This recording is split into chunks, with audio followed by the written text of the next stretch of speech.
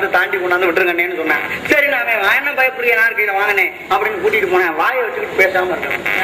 எல்லாமே பேசாம இருந்தானா வாயை வச்சுக்கிட்டு சும்மா இல்ல. சுடுகாடு போனவொன்னு கேட்டேன், எனக்கு துணைக்கு வந்திருக்கே ரொம்ப சந்தோஷமா இருக்கு, இருந்தாலும் கூட எனக்கு ஒரு சந்தேகம்னே, இந்த சுடுகாட்டு பக்கம் ஏதோ அழகு மோகினி அவதாரம் எடுத்தாரு மகாவிஷ்ணு எத்தனையோ தரம். இது எதுக்காக இந்த நகைச்சுவையை கொடுக்குறேன்னா, ராமன் வந்தார், வில்லை வளைத்தார், இங்கிருந்து பார்த்தார், 7 மரங்களை துளைத்தார்.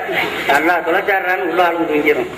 இருந்தாலும் அதுவும் இருக்கணும். இது ஊர்கா மாதிரி நகைச்சுவை இல்லாத பேச்சு என்னைக்குமே ஈடுபடாது. அதனாலதான் பெரிய பெரிய மேடை பேச்சாளர்களை பார்த்தாக்க இந்த நகைச்சுவையை கலந்துகிட்டே வருவாங்க. அது மாதிரி இந்த இடத்துல நகைச்சுவையா சொல்லணுங்கிற ஒரு காரணத்தினால தந்தை பெயர் நம்பி, தாயின் பெயர் நங்கை மோகினி, உங்களுடைய பெயர் தள்ளி வள்ளிங்கிற பெயரட்ட போதும் பெண்களுடைய கூடிய பருவங்கள் 7: பேதை, பெருமை, மங்கை, மடந்தை, அறிவை, தெரிவை, பேரள்ளம் என்கிற 7 பருவத்துல தற்சமயம் அடைந்திருக்கக்கூடிய பருவமா மங்கை பருவம் 3வது பருவம் தான் அடைந்தாச்சு.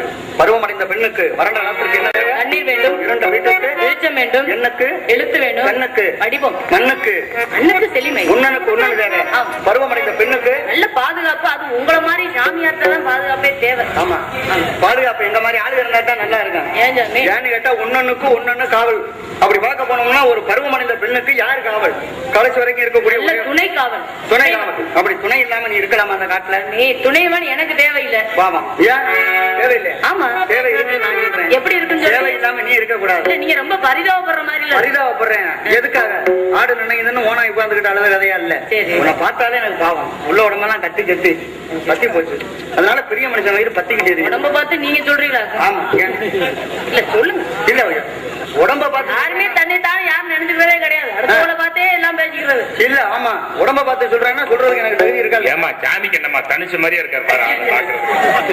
வேற ஆளு கிடைக்கலையா? ஆக உடம்ப பார்த்து இடம் போடக்கூடாது. அரும்பு கோணலா இருக்கும், வாசம் இல்லாம போகுமா? அரும்புங்கிறது மலர்றது கோணலா தான் பாக்குறது இருக்கும், ஆனா வாசம் இல்லாம போகாது. இரும்பு கோணலா இருக்கும். கோணலா இருக்குன்னு மதிக்காம இருக்க முடியுமா? யானையை கூட அடைக்கப்படும். இரும்பு கோணலா இருந்தாலும் யானை அடக்காம விடாது. கரும்பு பாக்குறதுக்கு கோணலா தான் இருக்கும். ஆமா, அது இனிக்காம போகுமா? அது அவனுடைய செயல். அதே நேரத்துல எல்லாமே கோணி போனாலும் இனிப்பு கொடுக்குது, பெருமை கொடுக்குது.